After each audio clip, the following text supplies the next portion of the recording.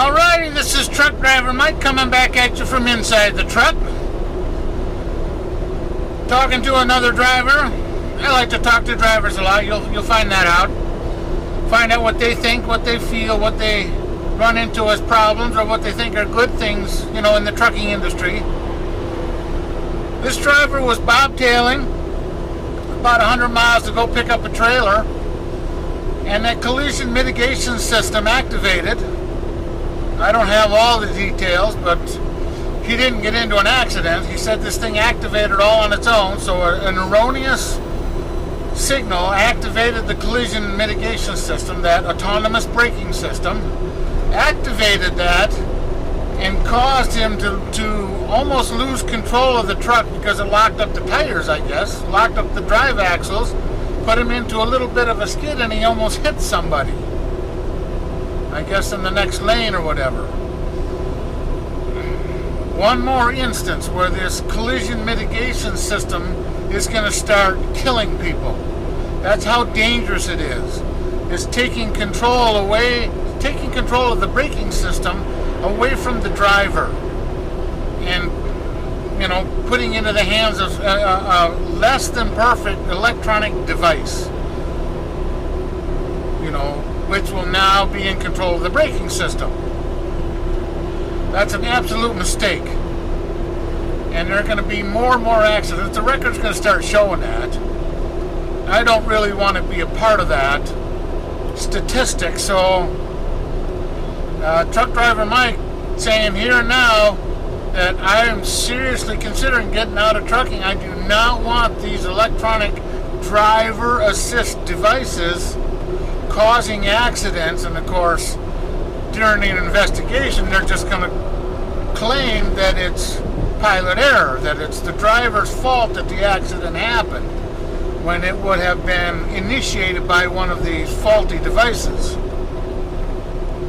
I've only got a few years till I retire. I don't need that kind of aggravation. Over and above all of the things I'm responsible for, I do not want to be responsible for a faulty electronic device on the truck as well.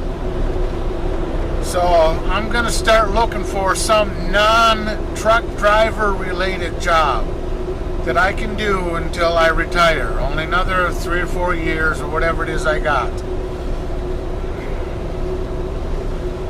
So, Truck Driver Mike testing out a new microphone mounting bracket tonight, just to see how well it's working. The camera mounting system I think I've got solved. Now it's the microphone mounting system I need. I want a good microphone. I want the sound to be good and clean without a lot of background noise. And I can wear those, what they call lapel microphones or lavalier microphones that clip up here. You'll see some of the videos I have that on, and those work really well. But then on those I've got a wire that runs down, and I was hoping to get away from that, but I may not be able to. This video here, I have a microphone attached up to the roof of the truck, pointing down to me, a little shotgun microphone. So we'll test it and we'll see how it works. I know the microphone sounds good, but I don't know if I can get it close enough for me to give good quality sound without picking up a lot of the background noise. So we're testing it out tonight. Truck Driver Mike testing out some new equipment. Complaining about those collision mitigation systems again, because I really do think they're disastrously dangerous. Which all leads to the point of my entire blog. If you're considering being a truck driver, the two primary major issues in trucking that are really go against the driver's best interest is wages, or the pay compensation that we get for the responsibility that we have. The pay is not enough for the responsibilities and the liabilities that we maintain as a commercial truck driver. And the other part is the regulations are clamping down so heavy on the trucking industry as a whole, trucking companies and drivers, that it's making it almost impossible to actually get our job done safely. It's getting to the point to where we almost can't do it safely. And with all of the recording devices that these trucks have, this one has an onboard camera. It records me every time, every second that I'm in the truck, it's recording. And so if there's an instance or an incident or an accident, it records me, and it's there to help place blame. That's what it's for. Now, the words that management uses when they explain it to me is that it's there to protect me, to show that I'm doing my job when somebody else screws up. It's there to protect me. And there is a small percentage of the answer that response is true. There are cases, because it is very common for a little four-wheel car to cause an accident with a truck.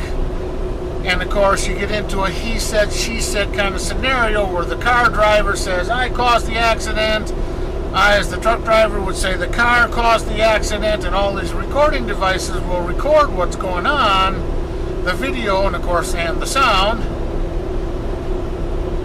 So they will record that, and that comes out in court, and then they get to actually assign blame using the video and audio tracks as part of the witness portion. You know, what did the camera see? What did it record? What is the perspective? And to a certain extent, yes, the cameras are there, will help protect the drivers, the truck drivers, guys like me who are highly skilled, highly trained, extremely proficient at our jobs. Those scenarios, it will help protect me in a case of a lawsuit. But that's not the whole story. The other part of the story is the trucking companies will use those video recordings to assess my performance as a driver. And I don't have a problem with my performance being assessed. The issue is, now, and this is where it ties into the pay and compensation issue, I barely make enough money to drive truck and have it worthwhile. But if I get out here and I have video recording me and I prove that I am absolutely the best driver they can have, I don't make any more money for that. Okay, I don't get compensated for being the best. What I'm allowed to do is keep my job. I can continually work at an underpaid rate. That's the benefit. So if you were to take a professional football player, let's say a quarterback, for example, professional football quarterback, those games are recorded by many, many cameras. Right? They get to see every single angle. They get to slow it down and play it back over and over, hundreds of times if they want, to evaluate the quarterback's performance.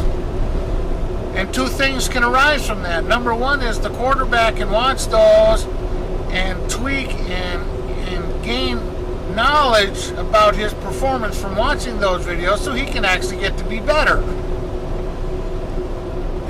They do that some, but that's not a lot of what they use those for. The evaluation is for management to find out whether he's doing his job.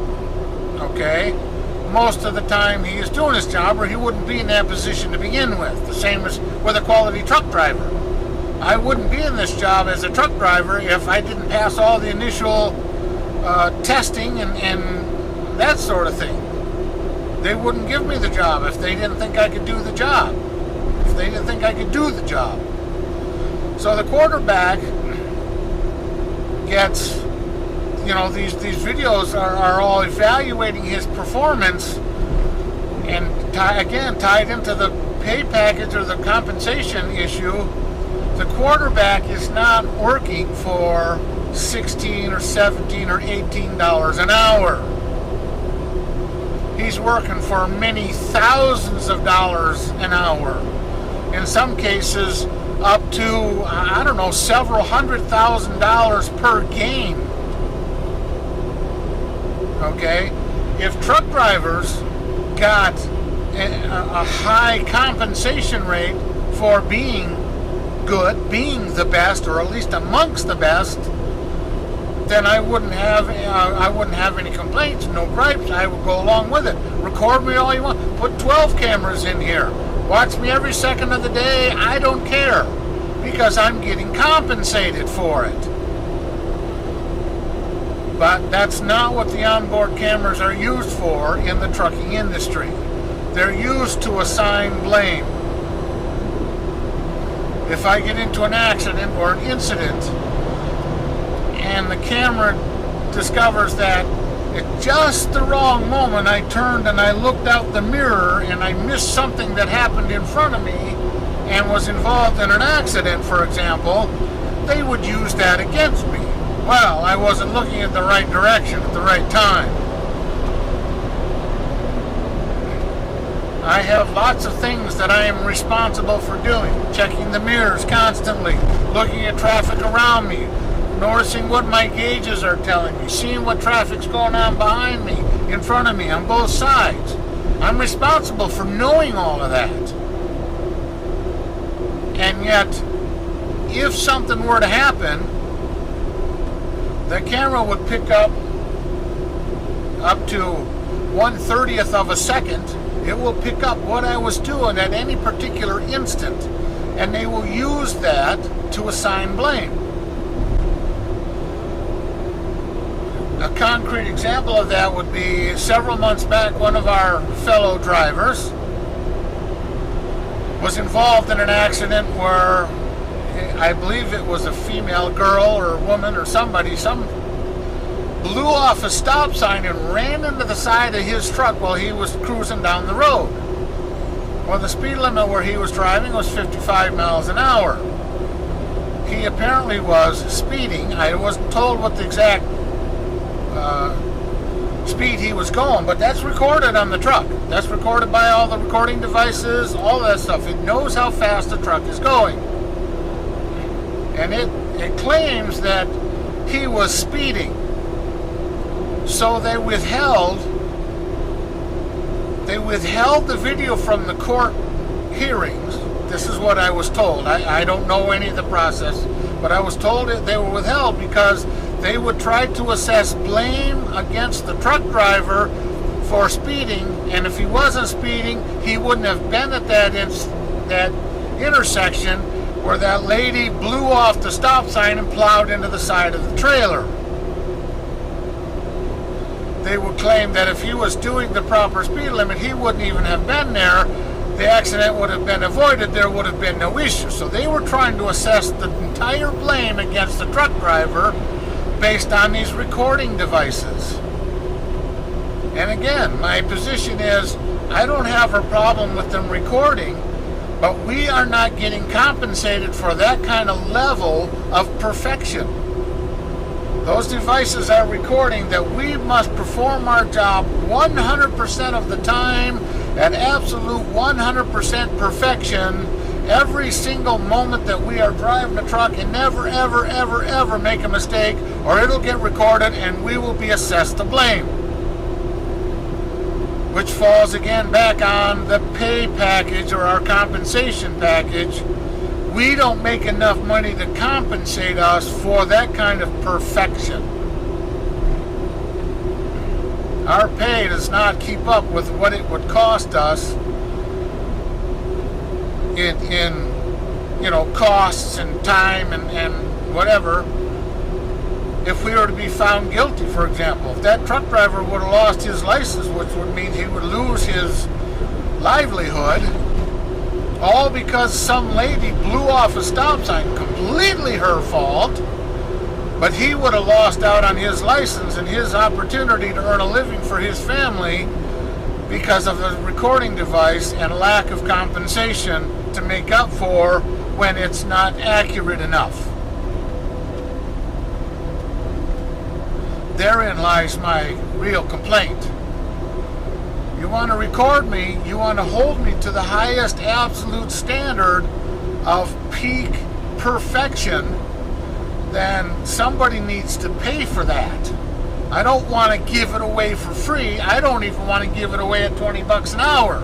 But that's what the trucking industry is pushing for. They are now wanting us to do the same job under higher scrutiny and less compensation. That's part of what these devices on this truck, like this CMS, this collision mitigation system, is designed to slow the truck down. Okay? Its primary function is to apply the brakes if it thinks we're going to collide with something. Hence the name collision mitigation system. If it thinks we're going to collide with something, its job is to apply the brakes and try to prevent the truck from hitting something. The overall effect is that it takes us longer to get our job done because the truck goes slower. These systems keep slowing the truck down. If somebody gets within 650 feet in front of the vehicle, it wants to slow the vehicle down. And this is just ongoing. The thing is on all the time.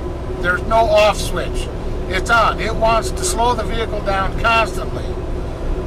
So we are continually under this issue of the truck wants to go slower and slower and slower, making it, taking us longer to do the same work. We don't get any more pay. In fact, because I get paid by the mile, if I drive 100 miles and it takes me an hour, I wish I could drive 100 miles an hour. If it takes me an hour, I would make whatever my pay is for, a mile times 100. Let's say I got $1 per mile, and I drive 100 miles, I would make $100. But if it takes me 10 hours to drive that same 100 miles, I still get the same $100.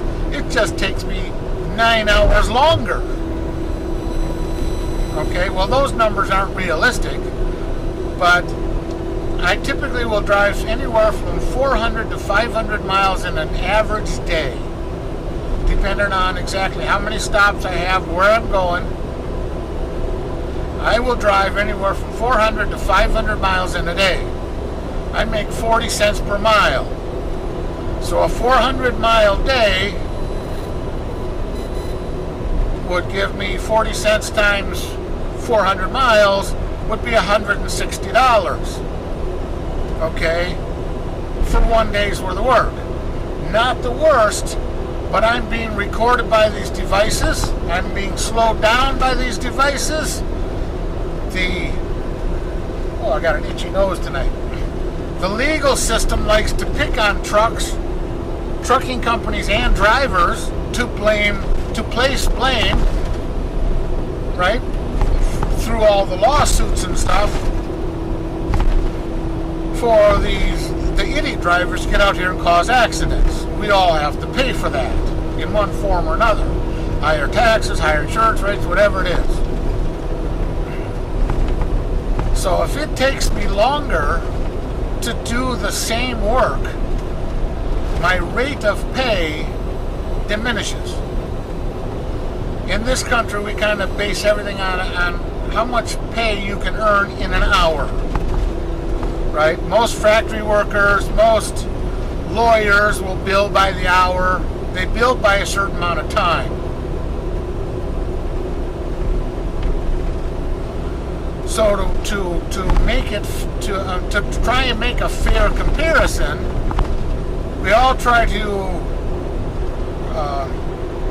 figure out what the pay would be in terms of time, and by the hour is the most common. A factory worker might make $20 an hour. A plumber would make $25 or $26 an hour. Electrician will make $26.40 an hour. Right? A lawyer bills at $150 an hour or $250 an hour, whatever his specialty is. They charge a certain rate by a certain time. So if I can drive my 400 miles in 10 hours, I average 40 miles an hour. At 40 miles an hour, my rate of pay is about $16 an hour. If that's what I average, 40 miles an hour. It'll take me 10 hours. But if these devices keep trying to slow the trucks down, and now I average even $35 an hour, now my average rate of pay drops down to about $15 an hour. We can work the math out if you want. But I work more, time takes longer to do the same job. If you work that out toward the end of the year, I'm spending more time doing the same work that I did. Let's say last year I spent 2,000 hours working. In order for me to make that same amount of pay that I made last year, I might have to work 2,050 hours. I might have to work an extra 50 hours. Well, 50 hours is roughly a whole entire week of working. I have to work a whole additional week of time at no more pay. That's like working for a whole week for free. That's where that comparison comes in.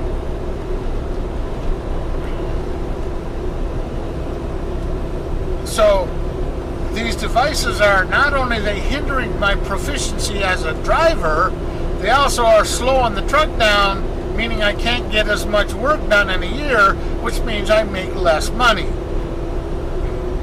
So I'm held to a higher standard of proficiency, and I make less money doing that.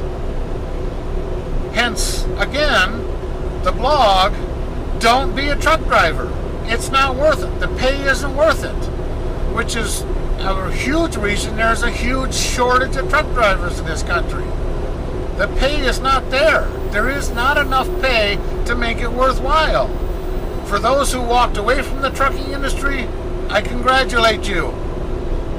I'm sticking with it because I've only got a few years until I retire. I thought I could just stick it out and make it till I retire. Otherwise, I got to find some other job to do, some other career other than driving,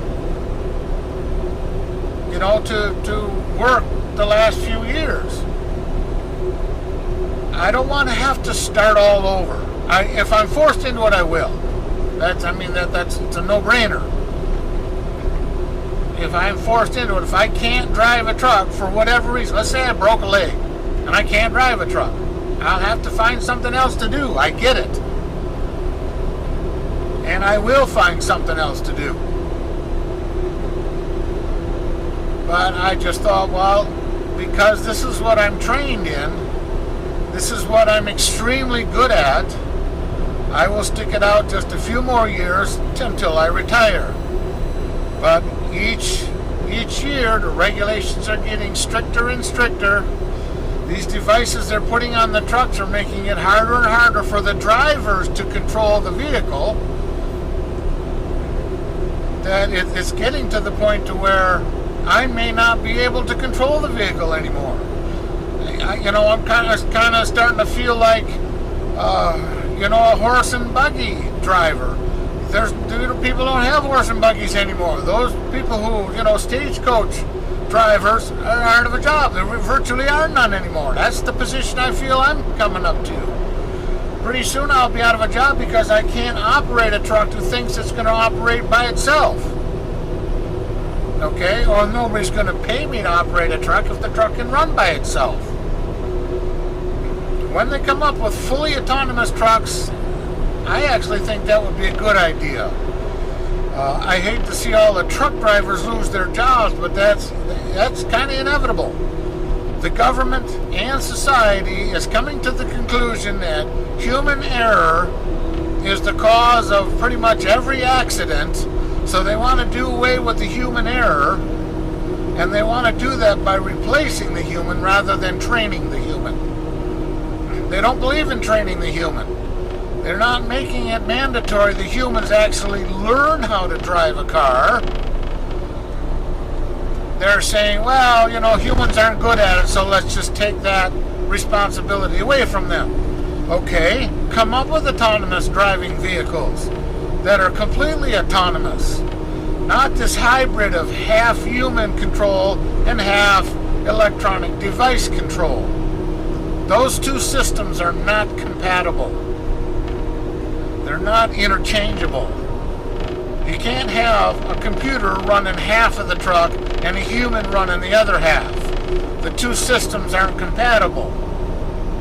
I don't know what the computer wants to do, and the computer doesn't know what I want to do. So we end up with problems. The computer wants to control parts, and I need to control parts. I'm very well trained. I am very good at what I do, but the computer doesn't know that, doesn't understand that, doesn't care, and wants to take control of the brakes away from me. If I can't control the brakes, how the hell am I going to bring this thing to a stop? How am I even going to slow it down? How am I going to make it so that I can pass somebody who's going slow?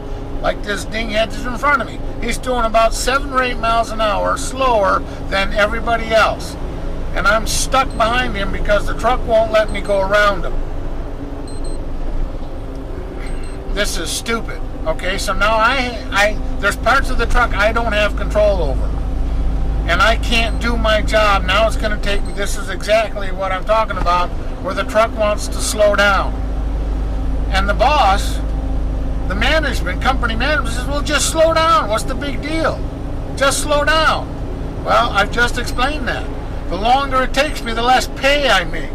There comes a point to when it's not worth it. I won't drive at all. The trucking company isn't going to haul freight if they have to pay to haul the freight.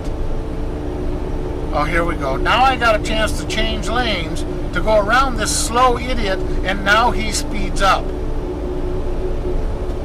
which is extremely common. We truck drivers, we run into this scenario many, many times on every driving shift. Not just once in a while, not a couple times a year. I'm talking about multiple times every day we get out here and drive.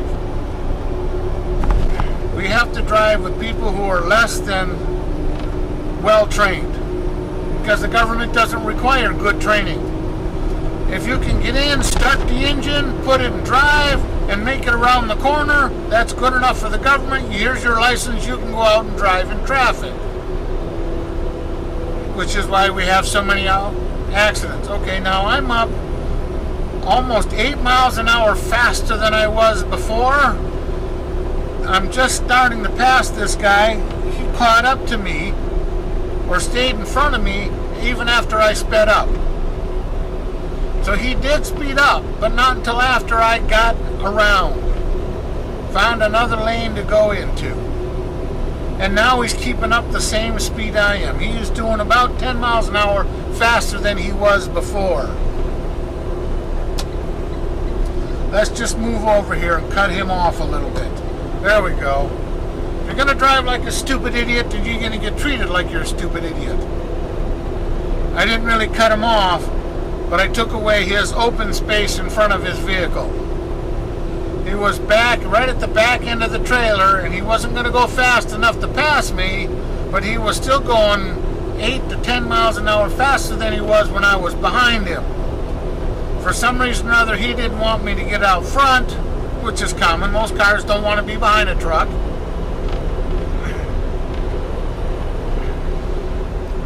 So he sped up and then was causing problems. Well, because I'm a highly trained driver,